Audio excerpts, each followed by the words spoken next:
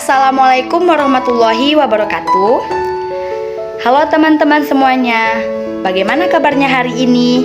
Semoga selalu dalam keadaan sehat ya. Nah, berhubung pandemi COVID-19 ini belum berakhir, maka pembelajaran kita pada kali ini tetap dilaksanakan secara daring ya, ataupun secara online.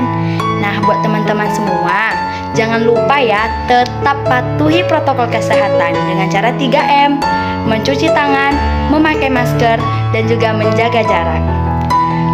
Perkenalkan, kami dari kelompok 5 mata kuliah toksikologi yang diampu oleh Ibu Apoteker Mira Febrina, Master of Science.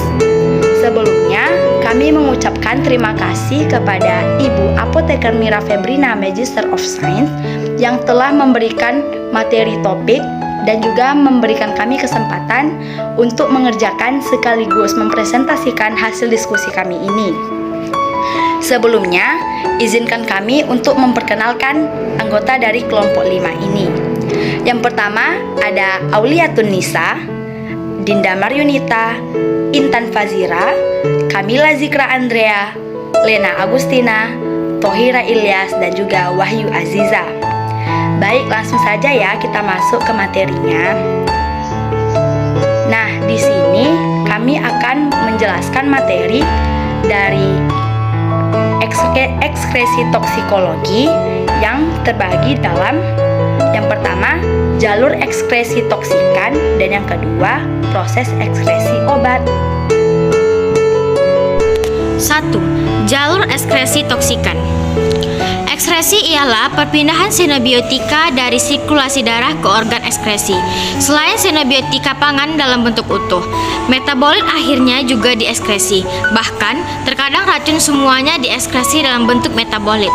Dengan demikian, keefektifan atau kecepatan dan jumlah ekskresi racun tidak hanya ditentukan oleh kapasitas organ ekskresi, melainkan juga oleh keefektifan metabolisme.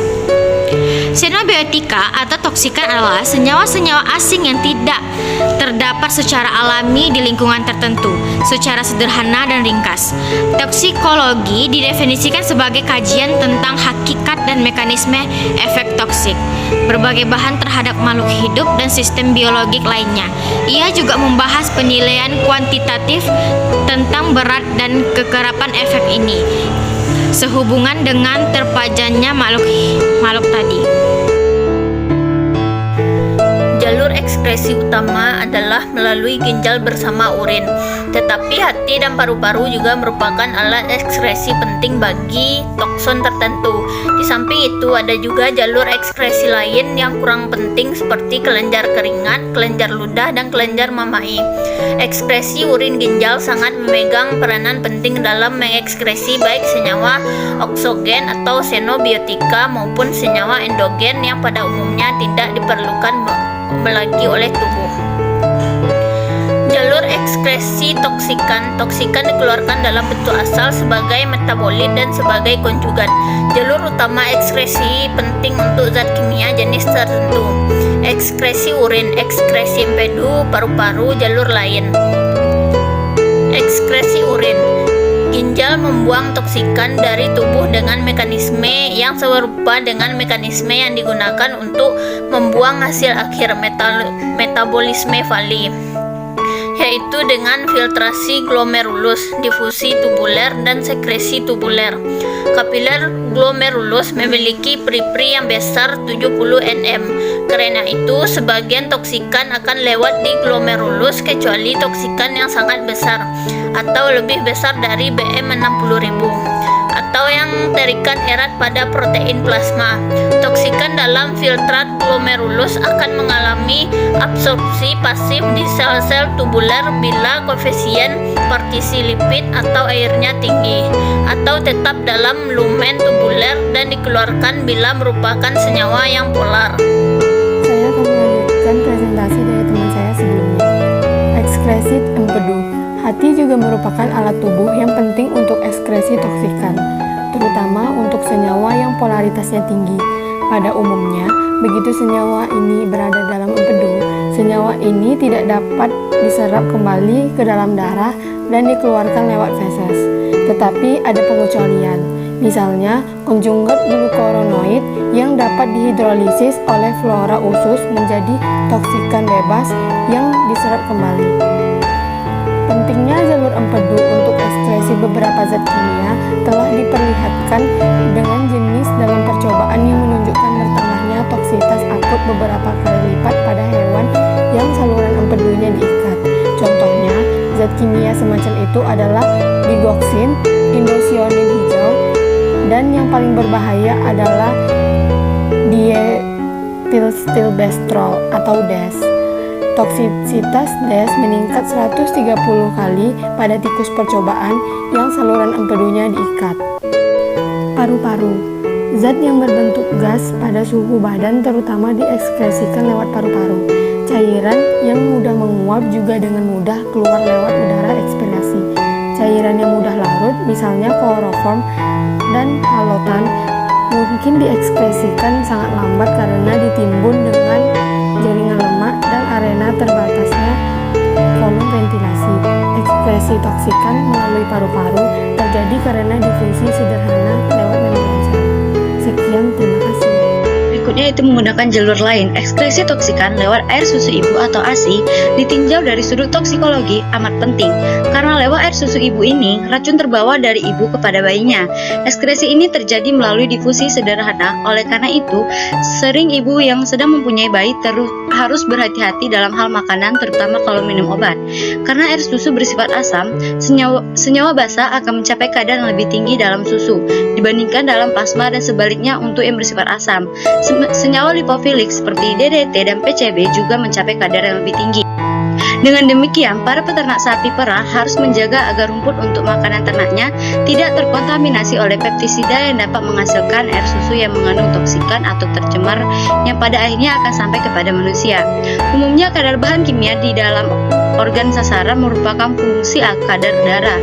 Pengikatan toksikan dalam jaringan akan menambah kadarnya, sementara barrier jaringan cenderung mengurangi kadarnya. Oleh karena itu, kadar dalam darah lebih mudah diukur, terutama pada jangka waktu tertentu.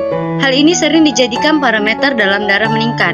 Sementara itu, laju ekskresi bertransformasi dan didistribusi ke alat-alat tubuh dan jaringan lain juga bertambah. Baiklah, saya akan menjelaskan tentang proses ekskresi obat. Organ terpenting untuk ekskresi obat yaitu ginjal dengan urin. Obat diekskresikan melalui ginjal dalam bentuk utuh maupun bentuk metabolismenya. Selain ginjal, ekskresi obat juga terjadi melalui empedu ke dalam usus dengan feses dan paru-paru dengan udara ekspirasi. Ekskresi obat dan metabolitnya menyebabkan konsentrasi bahan berkhasiat dalam tubuh menjadi menurun. Ekskresi melalui ginjal. Ekskresi melalui ginjal melibatkan 3 proses, yaitu yang pertama filtrasi glomerulus, menghasilkan ultrafiltrat yaitu plasma minus protein. Semua obat bebas akan keluar dalam ultrafiltrasi, sedangkan yang terikat protein tetap tinggal di dalam darah. Baiklah, saya akan melanjutkan presentasi dari teman saya tadi. Yang kedua yaitu sekresi aktif di tubulus proksimal. Sekresi aktif dari dalam darah ke lumen tubulus proksimal terjadi melalui transporter membran P-glycoprotein atau PGP dan MRP yang terdapat di membran sel epitel. Yang ketiga yaitu reabsorpsi pasif di sepanjang tubulus. Reabsorpsi pasif terjadi di sepanjang tubulus untuk bentuk nanian obat yang larut lemak. Selanjutnya yaitu ekskresi melalui kulit. Kulit merupakan benteng pertahanan tubuh kita yang utama karena berada di lapisan anggota tubuh yang paling luar dan berhubungan langsung dengan lingkungan sekitar. Fungsi kulit antara lain sebagai berikut. Yang pertama yaitu mengeluarkan keringat. Yang kedua, pelindung tubuh. Yang ketiga, menyimpan kelebihan lemak. Yang keempat, mengatur suhu tubuh.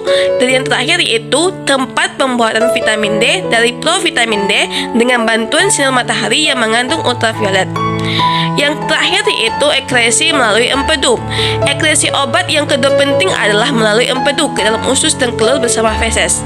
Transporter membran PGP dan MRP terdapat di membran canaliculus sel hati dan mengekskresikan aktif obat-obat dan metabolit ke dalam empedu dengan selektivitas berbeda, yakni MRP untuk anion organik dan konjugat dalam kurung yaitu glukuronat dan konjugat lain, dan PGP untuk kation organik, steroid, kolesterol, dan garam empedu.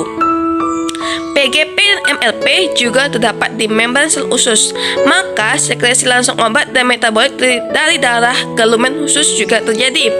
Obat dan metabolit yang larut lemak dapat diabsorpsi kembali ke dalam tubuh dari lumen usus.